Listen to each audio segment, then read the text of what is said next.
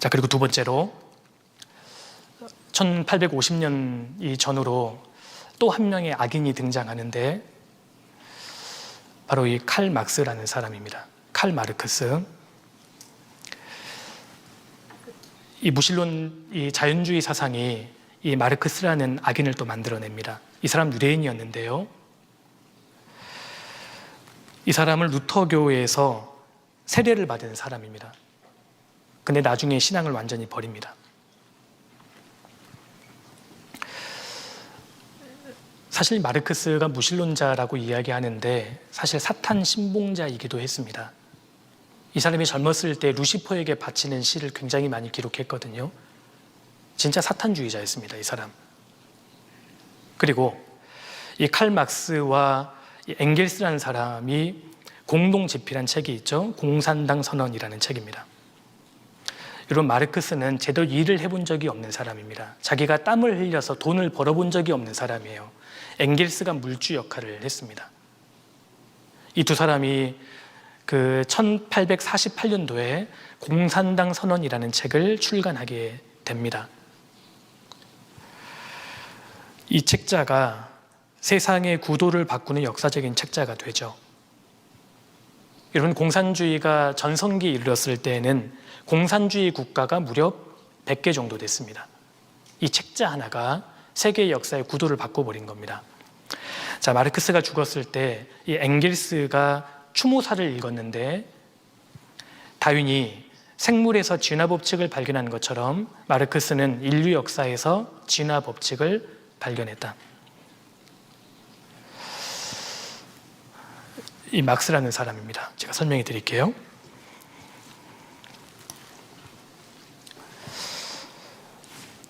사실은 그 근대적인 이 자본주의 그리고 정치적으로 이 자유주의는 그 심장이 사실은 개신교입니다. 형제 자매들, 이걸 아셔야 됩니다. 모든 사실 이 근대적인 자본주의가 정상적으로 작동하게 된 것은 사실 종교개혁 때문입니다. 종교개혁. 사람들이 성경으로 돌아가고 구원을 받기 시작하면서 철저한 신앙을 바탕으로 겸손하게 일을 했고, 그래서 자본주의가 모범적으로 서구 유럽에 작동을 하게 됐던 겁니다. 자본주의를 다른 말로 이야기하면 자유시장이라고 이야기하는데요. 이 자유시장이라는 것은 인간이 인위적으로 만들어낸 제도가 아닙니다. 이건 인간 역사 속에서 원래부터 있었던 겁니다. 사람에게는 하나님의 형상대로 지음받은 영혼이 있기 때문에 사람은 사유재산을 누릴 수 있는 권리가 있으며 생명을 보호받을 수 있는 권리가 있는 겁니다. 사람은 사람이기 때문에 그 자체로 존귀한 존재였던 겁니다. 그래서 이 종교개혁을 통해서 근대 이 자본주의 그리고 정치적으로 자유민주주의가 사실은 모범적으로 작동을 하게 됐던 겁니다. 자본주의의 핵심은 사유재산을 인정한다는 겁니다. 사유재산을. 인간은 그야말로 존귀한 존재이기 때문에 사유재산을 소유할 수 있고 자신의 재산을 축적하고 증식할 수 있는 권한이 있다. 그리고 그 재산을 통해서 하나님의 영광을 위해 사용할 수 있는 책임이 있다. 이것이 자본주의입니다. 그런데 이 자본주의가 팽창을 하기 시작합니다. 그래서 과거에는 사람이 절대 얻을 수 없는 천문학적인 그런 재산을 소유하는 자본가들이 등장하게 되죠. 원래 자본주의라는 것은 기독교 윤리를 바탕으로 정상적으로 작동됩니다. 그래서 막스 베버라는 사람이 그런 책도 썼잖아요. 프로테스탄트 윤리와 자본주의 정신. 그 사람이 연구를 굉장히 많이 했습니다. 왜 이렇게 서부 유럽에 자본주의가 정말 모범적으로 작동될 수 있었을까? 아, 프로테스탄트, 개신교 때문이구나. 종교개혁 때문이구나. 이걸 알게 됩니다. 실제로 자본주의의 핵심, 심장은 개신교, 이 종교개혁의 그 역할을 담당했던 겁니다. 그런데 자본주의가 팽창하고 산업혁명이 이제 발생하게 되죠. 도시개혁이 일어나고, 그래서 자본주의가 팽창하면서 부작용이 발생하는 겁니다. 돈을 막대하게 소유하고 있는 소수의 자본가들, 그리고 그 아래에서 노동하는 피폐한 이 다수의 노동자들로 구성이 되게 됩니다. 그리고 무신론적인 자본주의가들도 등장하게 되고 급진적인 자본가들, 카네기라든지 스펜서 같은 사람들입니다. 그래서 자본주의, 황금 만능주의로 이제 빠지게 되는 겁니다. 그래서 등장하는 것이 사회주의자들입니다. 자, 이걸 좀 기억해 보세요. 자, 사회주의자의 핵심은 사유재산을 파괴한다는 겁니다. 만악의 근원이 뭐냐? 결국은 사유재산 때문이었다. 사유재산을 완전히 붕괴시켜버리면 다시 우리가 모두 행복을 누릴 수 있다. 이것이 사회주의자입니다. 핵심은 사유재산을 붕괴시켜버리는 겁니다. 그리고 사유재산을 감싸고 있는 자본주의라는 제도를 완전히 무너뜨려야 된다. 이것이 사유주의자들의 주장이었습니다. 근데 이 당시만 하더라도 사유주의자들이 사유재산을 없애야 된다 말은 했지 행동으로 옮기진 않았거든요. 그런데 한 사람이 등장합니다. 그 사람이 바로 칼 막스입니다. 마르크스입니다. 이 사람은 사회주의 이론을 고도로 체계화해서 투쟁적인 이론을 만들어냅니다. 그 책이 공산당 선언입니다. 제가 잠깐 정리해 드릴게요.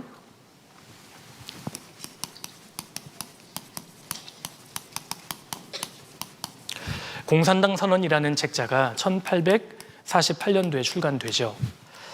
저도 대학생 때 이 책을 읽었거든요. 분량이 그렇게 두껍진 않습니다. 한 100페이지 정도 되는 그 소책자 분량인데 이 작은 분량의 책자가 역사의 구도를 완전히 바꿔버립니다. 첫 번째, 공산당 선언의 기본 전제가 무엇이냐? 유물론입니다.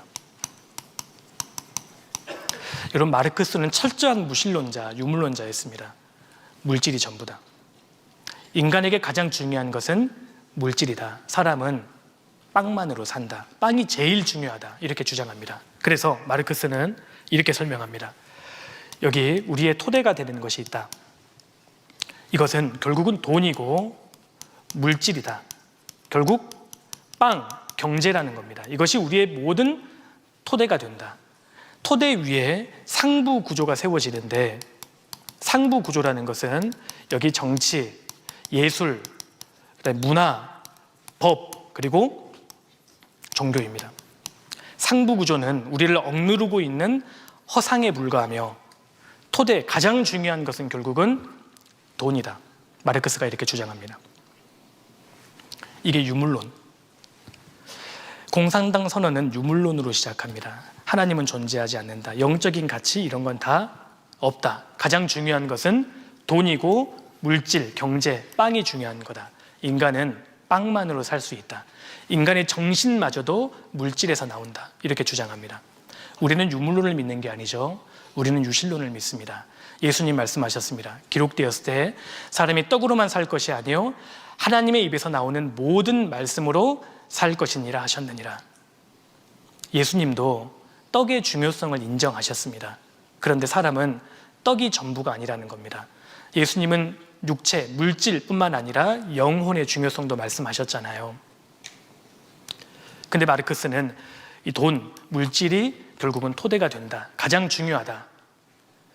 자, 하나님도 없고 영적인 가치도 없으니까요. 떡이 제일 중요하잖아요.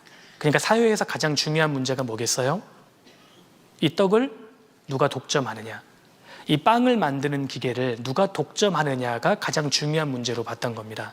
그리고 부당하게 이 빵을 만드는 기계를 독점하는 자본가들이 모든 계급 구조를 형성하고 있다라고 봤던 겁니다.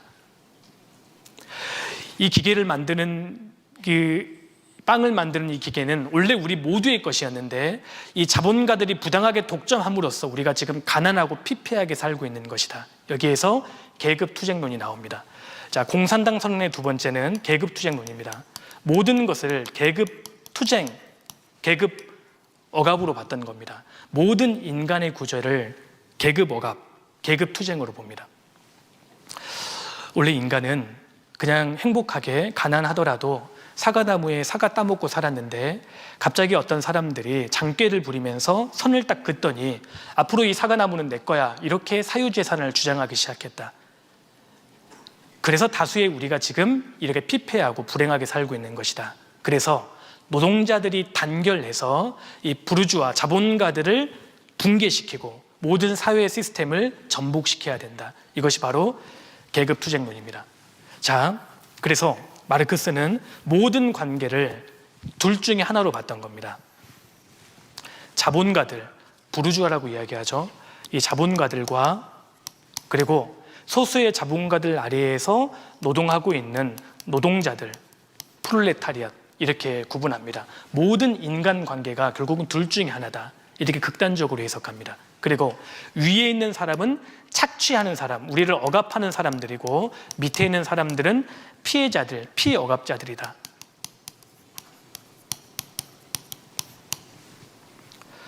그냥 선량하게 행복하게 일하고 있는 노동자들에게 계속 계급의식을 불어넣습니다. 너가 지금 이렇게 가난하게 불행하게 불공평하게 살고 있는 것은 부르주아 때문이야. 우리가 계급의식을 가져야 되고 이 모든 사회를 전복시켜야 돼. 여러분, 사람이 자꾸 듣다 보면 의식화가 되거든요. 그래서 프롤레타리아를 단결시켜서 공산주의 혁명을 일으켜서 이 모든 체계를 완전히 무너뜨려야 한다. 이것이 계급 투쟁론입니다. 마르크스는 이것을 투쟁적으로 강하게 계속 주장합니다. 노동자들이여 단결하라.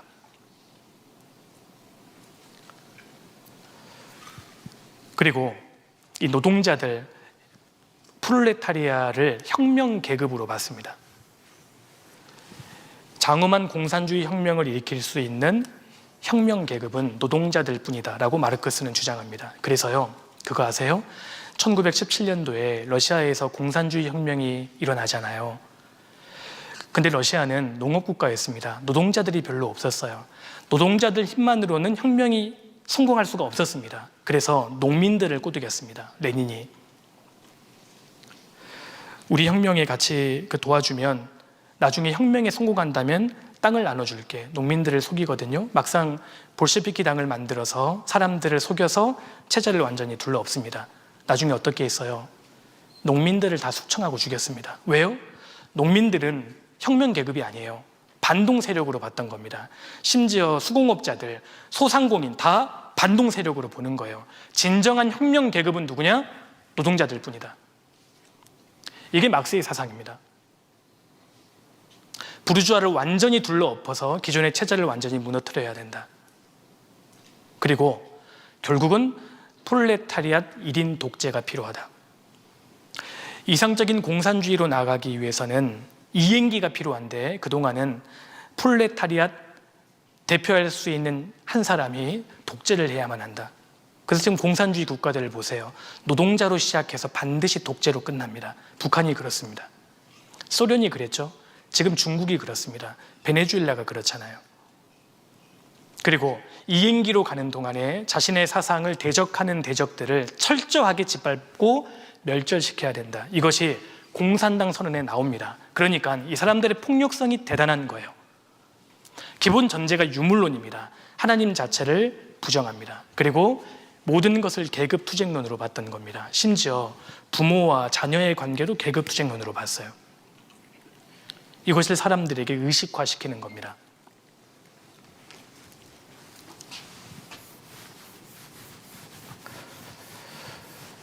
이게 공산당 선언의 주요 내용인데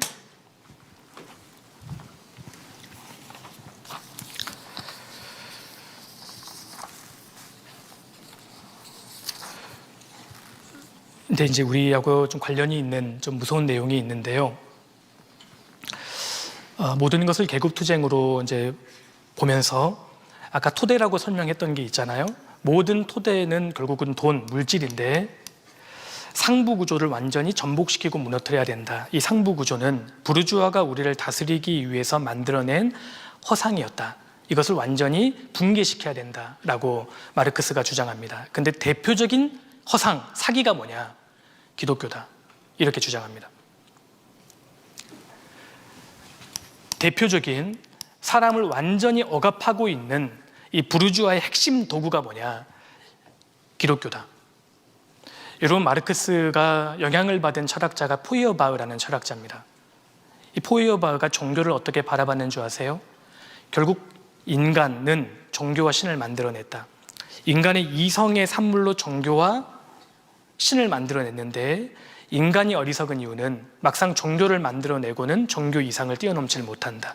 그런 의미에서 종교를 마약이라고 했던 겁니다. 마르크스는 기독교를 아편으로 봤습니다. 노동자들의 눈을 가리고 있는 모든 사람들을 억압하고 있는 유리 감옥이다. 그래서 기독교를 철저하게 짓밟아야 한다. 그래서 공산주의 사회일수록 기독교를 탄압하는 겁니다. 여러분, 사람이 성경을 읽잖아요. 유물론이 무너집니다. 사람이 성경을 읽으면 진화론하고 공산주의가 무너질 수밖에 없는 겁니다. 그러니까 이 막시즘들이 정권을 잡으면 가장 먼저 하는 것이 기독교를 짓밟는 겁니다. 잔인하게 탄압을 하는 거죠. 2차 세계대전 당시에 죽은 사람이 5천만 명입니다. 근데 이 막시즘으로 죽은 사람이 1억 명이 넘습니다. 근데 1억 명 중에 대부분의 사람들이 개신교도들입니다. 유물론, 계급투쟁론, 결국 이 마르크스주의의 영향을 받아서 1917년도에 러시아에서 공산주의 혁명이 발발합니다. 자, 여기 보세요. 이 사람 레닌입니다. 레닌. 볼셰비키 혁명, 러시아 혁명을 주도했던 사람입니다. 여러분, 이분은 아주 독실한 신앙의 부모에서 자랐습니다. 교회를 굉장히 열심히 다녔습니다. 그리고 이 사람의 성품은 유순한 사람이었어요. 그런데 1892년 찰스 다윈과 막스의 책을 읽고 기독교 신앙을 철저히 버립니다. 러시아 혁명을 일으켜서 결과적으로 1500만 명을 죽였습니다. 여러분, 칼 막스는 사람을 안 죽였습니다. 그의 책이 사람을 죽였습니다. 사상이 사람을 죽인 겁니다. 그의 방에는 원숭이 상하고 종의 기운이 놓여져 있었습니다. 레닌 다음에 나타난 사람이 있죠? 스탈린입니다. 이 사람도 신학생이었는데 다윈의 책을 읽고 신학교를 자퇴하고요. 막스의 책 공산당 선언을 읽고 사회주의자 활동을 하게 됩니다. 이 사람이 권력을 잡은 이후에 2천만 명을 숙청합니다. 마르크스주의는 기본적으로 유물론이 깔려 있기 때문에 사람을 죽이는 것이 너무 우스운 겁니다. 이게 막시즘입니다. 자, 그런데 더 중요한 얘기를 좀 드려야 되는데, 자, 1917년도에 러시아 혁명이 이제 발생했잖아요. 그런데 이 공산주의 혁명이 유럽 전역으로는 확산되지 못했습니다. 여러분, 마르크스주의자들은 유럽이 전쟁의 소용돌이 속에 완전히 한번 접어들게 되면 노동자들이 단결해서 공산주의 유럽을 만들 것이라고 기대했습니다. 근데 그런 일은 벌어지지 않았습니다. 후진 국가였던, 농업국가였던 러시아에서만 혁명이 발발하고 서유럽 같은 데에서는 공산주의 혁명이 벌어지지 않았습니다. 그래서 마르크스주의자들이 굉장히 고민을 많이 하게 됩니다. 도대체 무엇이 문제였을까? 우리의 이 공산주의 혁명이 왜 벌어지지 않는 것일까? 문제의 근원을 뭐로 생각했는 줄 아세요? 기독교라고 생각했습니다. 러시아와 달리 서부 유럽은 2000년 동안 기독교 세계관이 사람들에게 내면화되어 있기 때문에 이 기독교 세계관이 노동자들의 눈을 완전히 멀게 했고, 그래서 공산주의 혁명이 일어나지 않았다. 빵 만드는 기계를 가지고 있는 얘들이 자신의 기득권을 유지하기 위해 만들어낸 것이 기독교인데, 이 기독교 때문에 노동자들이 단결하지 않았다. 노동자들의 정신을 기독교가 세뇌시켰다. 이렇게 생각했던 겁니다. 그때부터 이 마르크스주의자들은 1차적인 목표가 기독교를 무너뜨리는 겁니다. 기독교의 가치관을 완전히 부수어야만 우리의 혁명이 성공할 수 있다. 동부 유럽에서는 마르크스 혁명이 성공했지만 서부 유럽에서 실패한 이유를 교회에서 찾았던 겁니다. 자, 그래서 보세요. 두 명의 걸출한 이 막시스트가 등장합니다. 첫 번째, 안토니오 그람시라는 사람입니다.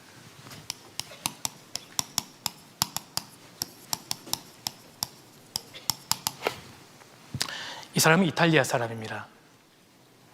감옥에서 세상을 떠났는데 죽기 전에 공부를 굉장히 열심히 했습니다.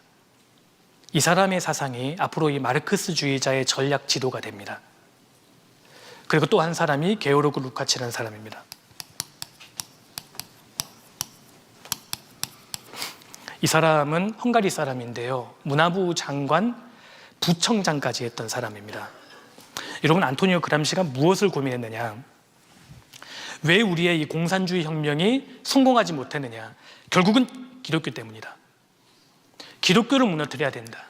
사람들에게 기독교 세계관을 완전히 말살시켜야만 우리의 혁명이 이루어질 수 있다. 그런데 생각해 보니까 두 가지의 전쟁이 있다는 겁니다. 하나는 기동전이 있고 진지전이 있는데, 기동전을 통해서는 러시아의 혁명이 정치적으로 성공했다. 그런데 기동전으로는 서부 유럽은 혁명이 일어나지 않더라는 겁니다.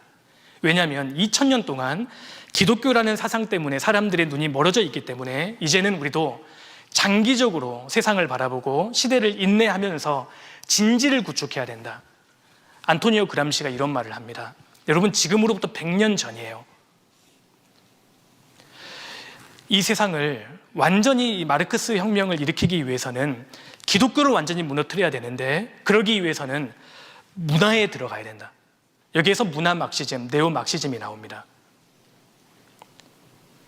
기동전을 통해서는 러시아 혁명이 가능했다. 이제는 진지전을 할 때다. 이것은 긴 호흡을 가지고 문화를 구성하는 기관에 들어가야 된다. 대표적으로 미디어, 방송국입니다. 학교, 심지어 신학교까지 우리가 침투에 들어가서 너가 PD가 되고, 너가 방송국 국장이 되고, 기자가 되고, 작가가 되고, 대학 교수가 되고, 심지어 목사가 되어서 이 사상을 사람들에게 퍼뜨려야 된다. 인간을 개조시키지 않고는 우리의 혁명이 성공할 수 없다라는 것을 깨닫게 됩니다. 이것이 문화혁명입니다. 안토니오 그람시가 이것을 고안해냈고요. 게오르크 루카치는 더 무서운 사람이에요. 사람들에게 이 기독교 세계관을 박살내기 위해서는 성을 퇴폐화시켜야 된다. 이것을 고안한 사람이 게오르크 루카치입니다. 인간 세상을 완전히 음란하게 퇴폐화시키면 사람들의 의식에서 신이라는 개념이 지워지더라. 이 사람이 게오르크 루카치입니다. 자, 제가 보여드릴게요. 이 사람이 그람시입니다. 곱주병, 곱추였습니다. 4살 때 사고로 곱추가 되는데, 어릴 때 이 상처를 극복하기 위해서 공부를 굉장히 많이 했습니다. 이 사람이 감옥에서 쓸쓸하게 죽어가는데, 이 사람이 감옥에서 쓴 책이 옥중수고라는 책입니다. 당시에는 빛을 못 보다가요, 이 사람의 책이 나중에 이 마르크스주의자들의 전략 지도가 되는 겁니다. 자본주의 국가에서, 특히 종교개혁을 뿌리로 내리고 있는 이 서부 유럽에서 사회주의 혁명이 일어나지 않는 이유를 2000년 동안 뿌리 내리고 있는 기독교 때문이다. 기독교가 완전히 내면화되어 있기 때문이다. 이렇게 결론을 냅니다. 그래서 기관들을 통한 긴 행진을 우리가 끝낸 후에 마지막으로 정치적 권력을 먹어야 된다. 그 이야기를 합니다. 문화를 장악해서 사람들의 사고를 바꿔야겠다.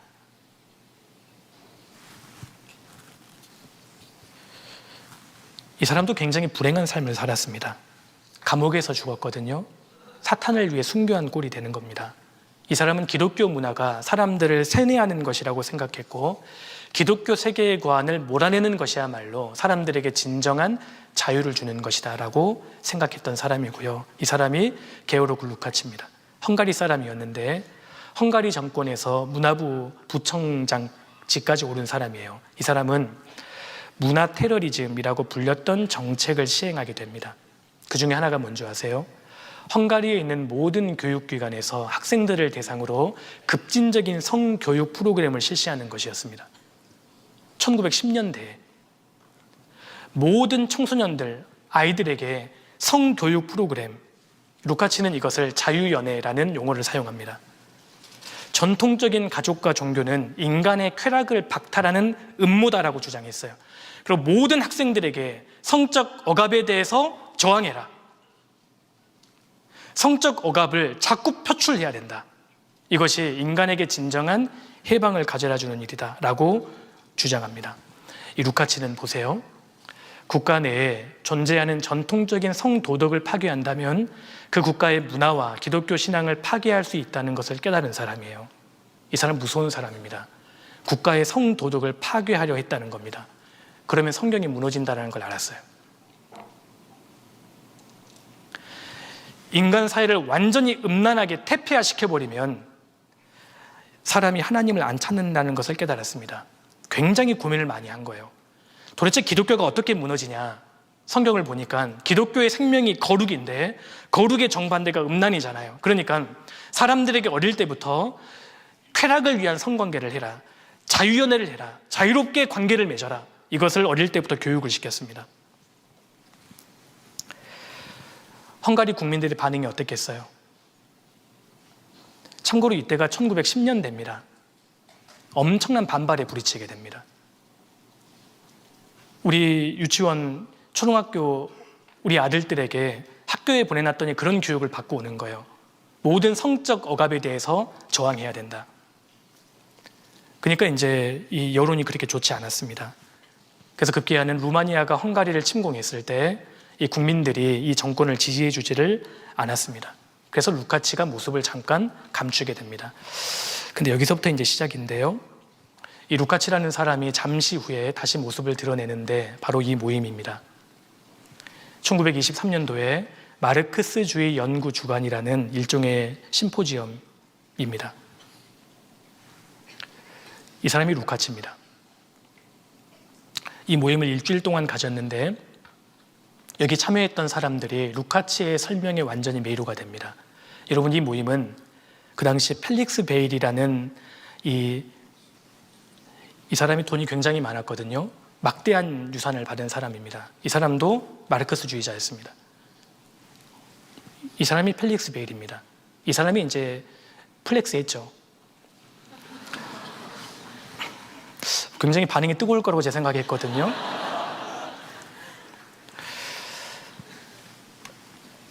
이 사람 역시 그 루카치의 설명에 매료가 됩니다.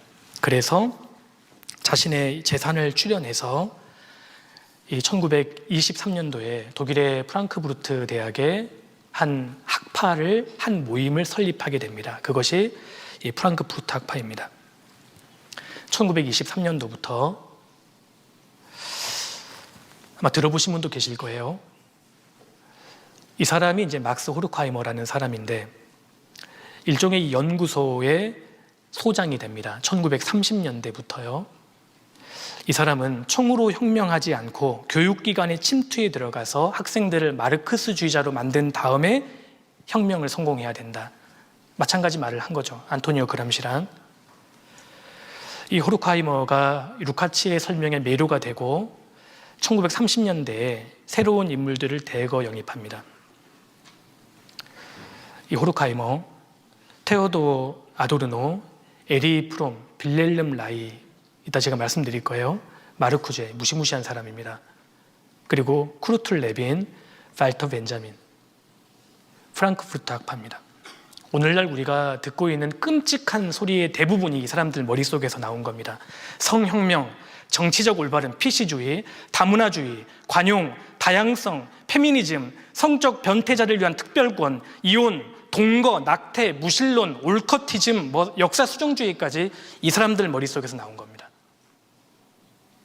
여러분, 마르쿠제라는 이름을 처음 들어보셨을 겁니다. 막스 호르크하이머 처음 들어보셨죠? 발터 벤자민 처음 들어보셨을 거예요. 근데 지금 우리가 배우고 있는 이 소위 포스트 모더니즘, 인본주의자들의 이 지금 주장하고 있는 바가 이 사람들 머릿속에서 나온 겁니다. 대부분 유대인들이었습니다.